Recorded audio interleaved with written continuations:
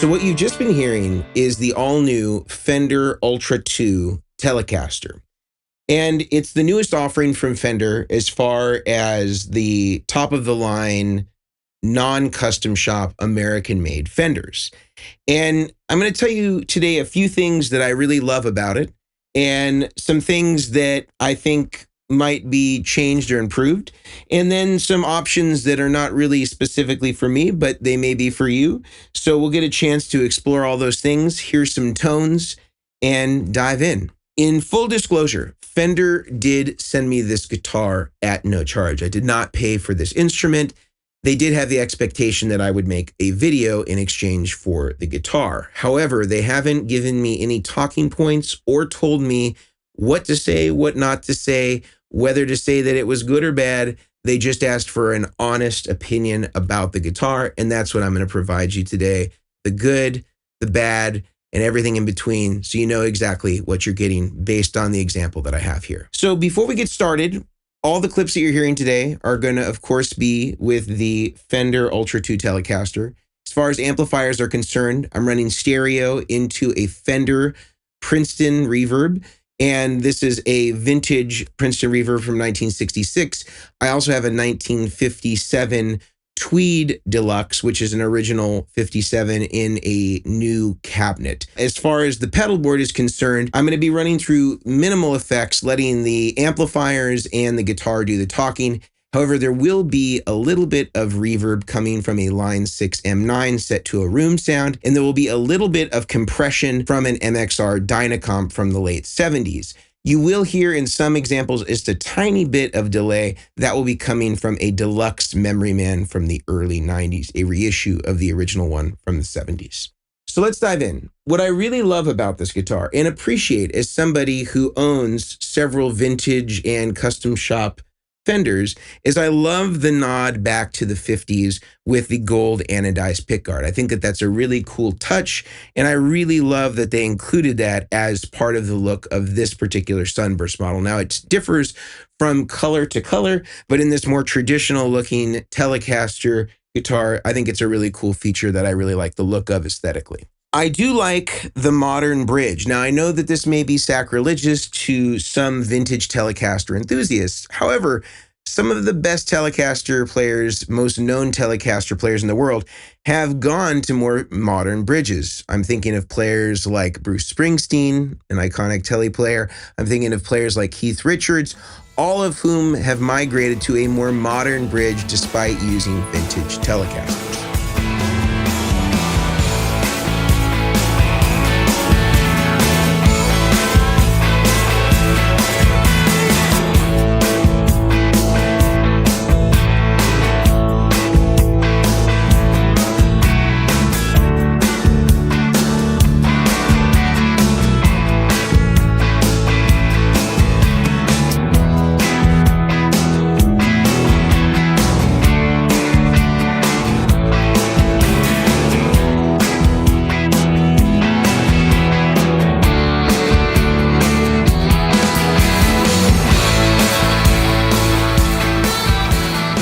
Thing I like, which again may be sacrilegious to some, is the belly curve that is in this guitar. This just makes it a little more comfortable to wear. As you know, if you've played a vintage Telecaster or vintage style Telecaster, it has a very angular body, and those edges can be a little uncomfortable when you're wearing it for an extended period of time. And also up here in the neck pocket where the neck meets the body, there's also a contour there, so it's a little bit easier to get up into those upper frets without running into that heel. So very comfortable to play, very comfortable to wear, especially if you're a gigging musician and you need something that is going to be a workhorse, but is going to be comfortable, but also sound the part of a vintage Telecaster. Another thing that I think is really cool, which I've seen a lot of players do in Nashville, and you've seen guys like Joe Glazer outfit people's Telecasters to have this slanted switch, and it looks a little bit closer to what you would see on a Strat in terms of the angle. So if you're somebody like me that's primarily a Strat player and you feel a little awkward when you're trying to reach a switch that's a little bit more in alignment with the knobs, this is kind of more what you're used to if you play a Stratocaster because it's angled out a little bit. I think that's kind of a cool and unique feature.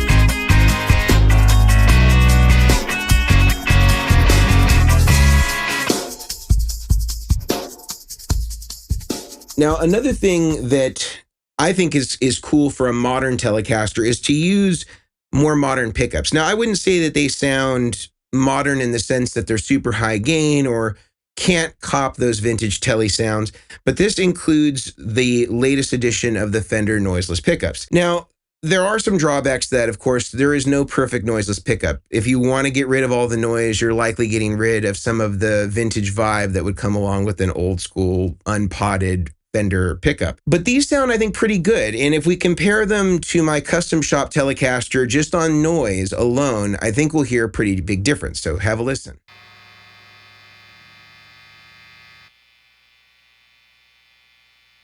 So I think if the metric is just quiet, of course these would win. Now, they don't sound quite as vintage or vibey as the pickups in the custom shop, but they're very close. And I think if we're talking about a modern guitar, I think that these are a better fit for what's going on here than going back to a vintage style pickup that, again, is unpotted, can squeal when you get more gain. I think that this is maybe a little bit more consistent with what you're seeing going on here. And so I think it's a good fit for the guitar. This has a compound radius, which actually is another asset that I really do like about it, where it's a little more curved down here where you might be playing cowboy chords, and then it flattens out as you get higher up on the fretboard.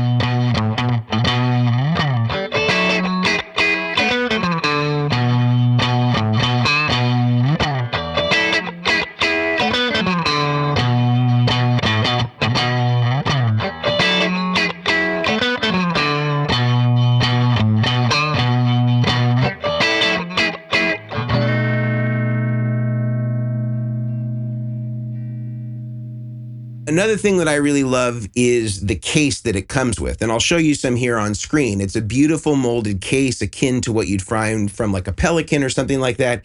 And if you're traveling with this thing, it makes it a whole lot easier to move around. And even if you have to check it, you can know it's going to be pretty safe. If you have one of those original tweed Fender cases that might come with a vintage or, a reissue or a custom shop style guitar, those are not made for the road. Those will get torn up very quickly. This is definitely a roadworthy case. It's absolutely beautiful, molded case, very lightweight. And I would recommend this case over any other for a Fender if you're going to be traveling with it or checking it under the plane. Very necessary for those gigging musicians. The last thing that I really love about it is the weight. Now, I have compared the weight of this one, which I'll show you on screen, with what I see available at major retailers like Sweetwater. This seems to be an anomaly in terms of weight, and I've only seen one or two on their website that were actually lighter than this. And if you can find those still on their website when this video comes out, I think you should get it, because if you can find a sub 7-pound Telecaster, custom shop or not, it's probably going to be a ringer. You usually like to have lightweight Teles, and I think that that's something that would be worth grabbing if you're considering this guitar. So I'll make sure that we feature that on screen so that you can see it if you're interested in getting it from our friends over at Sweetwater.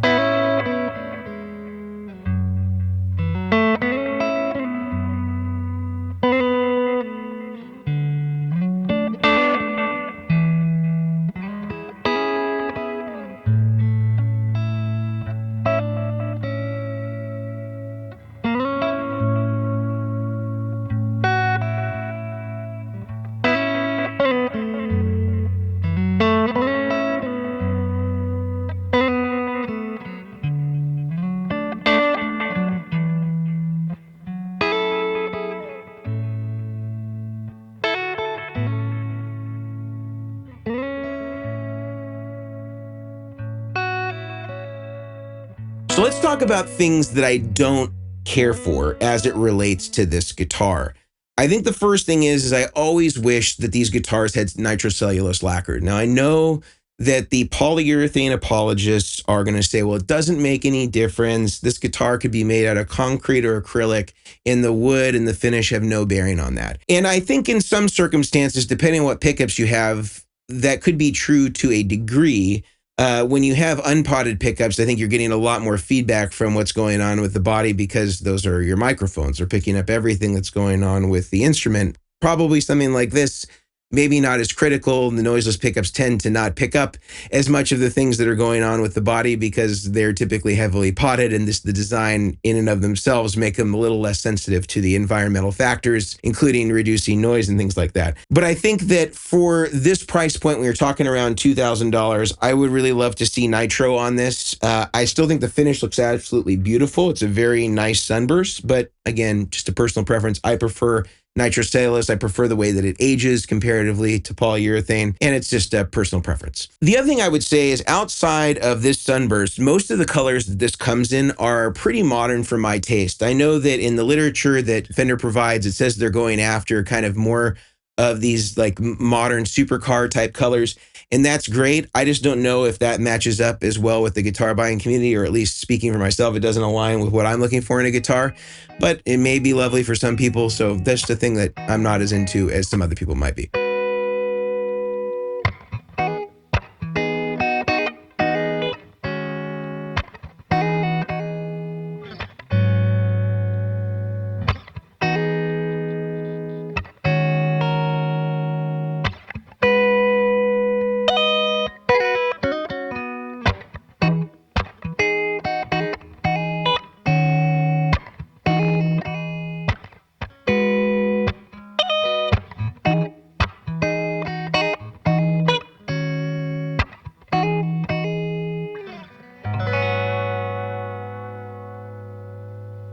Another thing I don't like, as I mentioned before, although this one is a great weight, they generally seem to be much higher than this, in closer to 8 pounds. I think when you're dealing with the Telecaster, anything 7.5 pounds or below is kind of the sweet spot. I also mentioned about the pickups. They're not particularly vintage. I think they do a good job at maintaining, obviously, the lowest possible noise. And you heard that comparison with my kind of vintage style Fender pickups that are in my 52 custom shop Telecaster compared to this in my Telecaster that's the custom shop is much noisier. But I would also say that it sounds better to me than these pickups do, although these are noiseless. If you were in the studio, I could see where this would be beneficial, but if you're just going for straight tone, I don't think you can beat a vintage style pickup. And I wouldn't just relegate this to Fender. I think pretty much any noiseless pickup that's out there, whether you're talking about expensive stuff like Kinmans or just regularly available stuff like a Duncan Hot Stack or a DiMarzio, they're never going to be as good as a standard traditional Telecaster pickup because that's the sound of the Telecaster.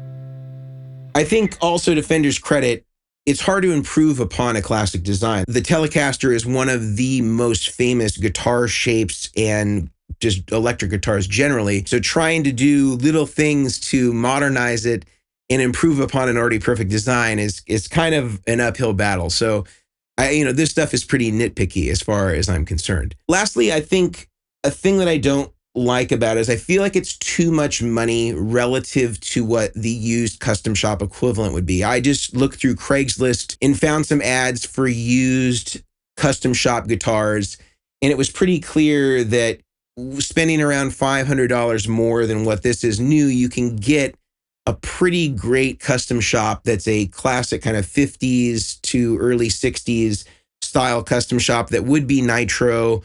And I just think that for what this is commanding, I would like to see a few more of those amenities. Again, knowing that I can spend $500 more on the used market and get a really nice custom shop, which is like, everything that a Telecaster should be, in my opinion. But anyway, again, this is nitpicky stuff. I think, the prices are the price. I know that that a lot goes into what the price point ends up being on these things. Certainly a new custom shop is now upwards of $4,500 in most cases. So it may just be that the used market is just uniquely favorable to buyers right now, and that's why we're seeing not as much of a discrepancy between the two prices.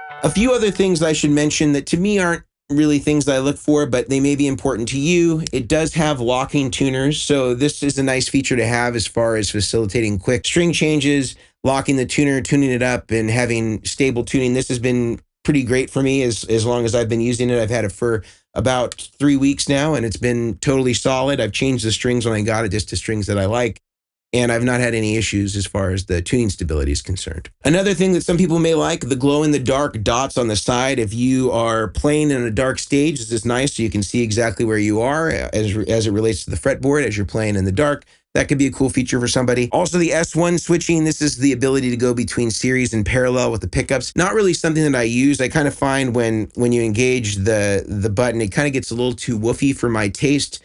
So it's not a sound that I would go for, but some people may really enjoy that. But overall, I think it is a great guitar for this example. I can't speak to how they might be for other versions of this that are going out to the public. I think it's always the X factor with any instrument is you have to play it to really know exactly what you're getting before it's in your hands. I would say that although this is, in the kind of lower $2,000 price point, I would say that it plays fairly on par with some of my custom shop instruments as far as the playability, the fret work, the fit and finish is very nice.